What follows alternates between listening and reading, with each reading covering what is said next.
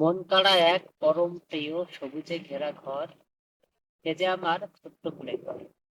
কুঁড়ে ঘরে চারিদিক থেকে ঝুমঝুম করে বাতাস বইছে।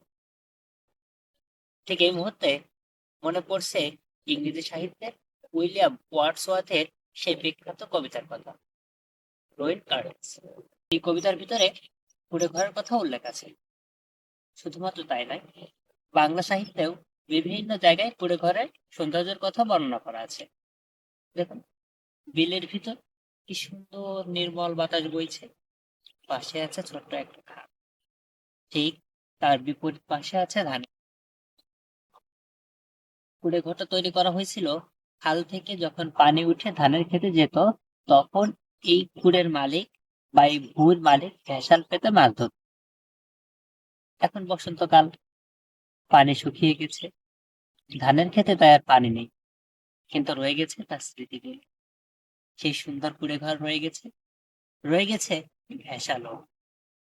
কৃষক হয়তো চাননি কষ্ট করে ভেসালটা খুলে নিয়ে যেতে, তাই তিনি এভাবে ভেসালটা রেখে দিয়ে গেছে।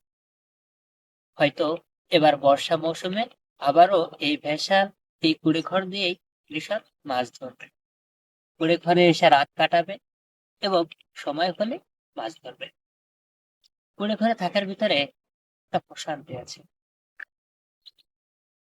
শহরের কোলাহল, গাড়ির হর্ন, চারিদিকে কংক্রিটের দেয়ালে বন্দি না থেকে কুড়ে ঘরে এসে খোলা বাতাস গায়ে লাগানো এক অদ্ভুত নেশা।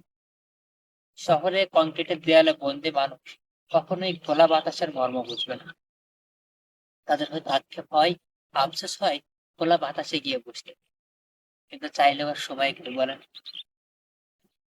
এই কুড়ে ঘর, এই শান্তি, এখানে বসে রাতের জ্যোৎস্না দেখা যায়, আকাশে তারা গোনা যায়। হয়তো ছোটবেলায় ছোটবেলা বলতে যখন মাধ্যমিক বয়সে আমাদেরও ইচ্ছা হতো প্রেমিকাকে নিয়ে মাঠের ভিতর এরকম খোলা আকাশের নিচে বসে থাকবো, সেখানে আকাশের তারা গুনবো, চাঁদের জ্যোৎস্না উপভোগ করবো। কিন্তু কর্পোরেট লাইফে এসে আর সেই সুযোগটা হয় না, সেই ইচ্ছাও আর হয় না। সংসারের চাপ, চারিদিকের ব্যস্ততা, সব মিলিয়ে সেই পুরোনো দিনের স্মৃতিগুলো এখন শুধু স্মৃতি হয়ে যায়।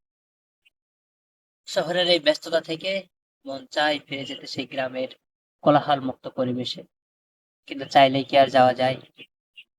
সেগুলো হয়তো স্মৃতিতেই রয়ে যায়।